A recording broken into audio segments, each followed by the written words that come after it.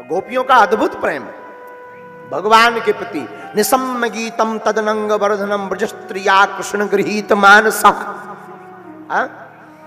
जब भगवान की मधुर तान गोपियां सुनती तो सब अपना अपना भान भूल करके दौड़ी आती। बोले ऐसी तान में क्या है, बंसी में ऐसा क्या है। देखो इसका नाम है बांसुरी। क्या नाम है, क्या नाम है, बांसुरी। एक बार गोपियों को बांसुरी से ईर्षा हो गई। बोले तुम दिन रात हमारे मनमोहन से चिपकी रहती हो, हमारे ठाकुर जी के अधरों से चिपकी रहती हो, एक काम करते हैं इनकी बांसुरी ही चोरी करके तोड़ देते हैं, ना रहे बीन ना बजे बांसुरी, ना रहेगी ना बजेगी। तो गोपियों ने चुराया बांसुरी को और तोड़ने लगी। तो बांसुरी बोली गोपियों हमें तोड़ क्यों रही हो। तो गोपियों ने कहा हमको ईर्षा हो रही, तुम हमारे भगवान के अधरों के नजदीक रहती हो। गोपियां बोली भला मैं रहूं क्यों ना अधरों के समीप। बोले क्यों। गोपियों से बांसुरी कहती अगर तुमको भी रहना है तो हमारी जैसी बनो। गोपियां बोली ऐसी क्या खासियत है तुम में। बोले पहली खासियत तो यह है कि मैं इस पार से उस पार तक एकदम खोखली हूं, मुझ में कुछ नहीं है। मानो बांसुरी कहना चाहती हो कि अगर जीवात्मा को भगवान के नजदीक रहना है तो मन के जितने भी विकार हैं वो खोखले कर दो तो आप भगवान के नजदीक पहुंच जाओगे। अब बोले दूसरा क्या गुण है बांसुरी में। बोले दूसरा गुण है कि मुझ में छिद्र ही छिद्र है। बोले ये छिद्र किसका प्रतीक है। तो एक साधु बोले भैया ये छिद्र जो है सो मानो बांसुरी कहना चाहती हो ये सभी छिद्र भगवान की भक्ति के यह षष्ठ रूप हैं। अब बोले सुर क्यों निकलता है। बोले जिसका मन खोखला हो जाता और जिसके तन पर भगवान की भक्ति के छिद्र पड़ जाते पर भगवान उसके ऊपर अपनी कर की उंगलियों को घुमाते हैं तो भक्ति की तान अपने आप निकलने लगती है।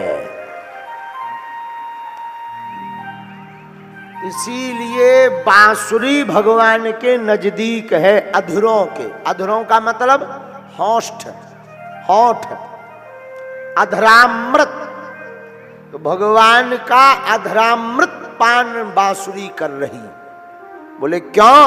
बोले बांसुरी में कोई विकार नहीं, उसने अपना रूप छोड़ दिया, अपने आप को खोखला कर दिया, अपने आप में छिद्र करा लिए पर भगवान की होने के लिए सब कर लिया।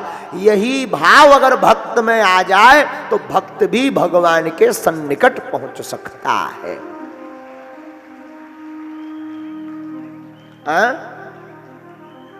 तो गोपियां भगवान के पास पहुंची। भगवान स्वागतम वो महाभागा प्रियम किम करवाणि वह ब्रजस्यानामयम कश्चित् ब्रूतागमन कारणम। आओ गोपियों स्वागत है आपका, कैसे आना हुआ।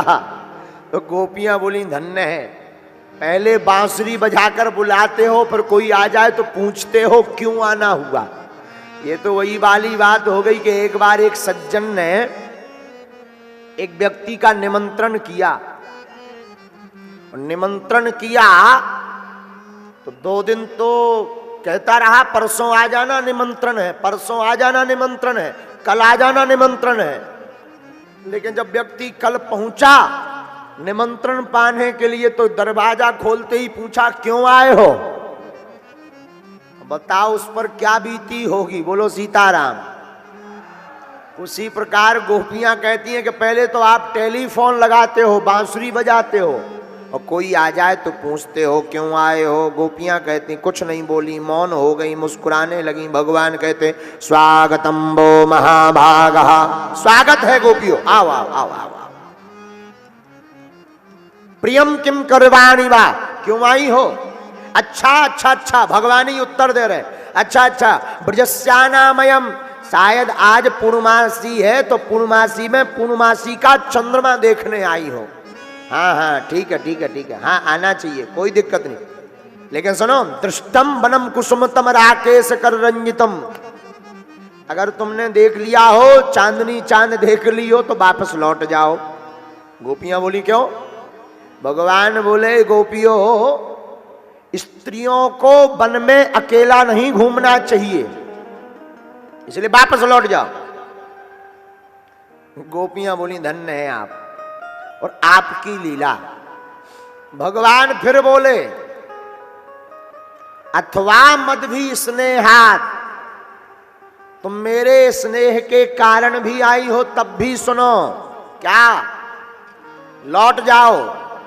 तुम्हारे बच्चे रो रहे होंगे, गायों के बछड़े रमा रहे होंगे, भगवान चेक कर रहे हैं कि गोपियों का समर्पण किस लेवल का है। गोपियां नहीं गईं, उल्टी मुस्कुराई। भगवान ने सोचा शायद गायों की याद कराएंगे तो भागेंगी। गोपियां नहीं गईं।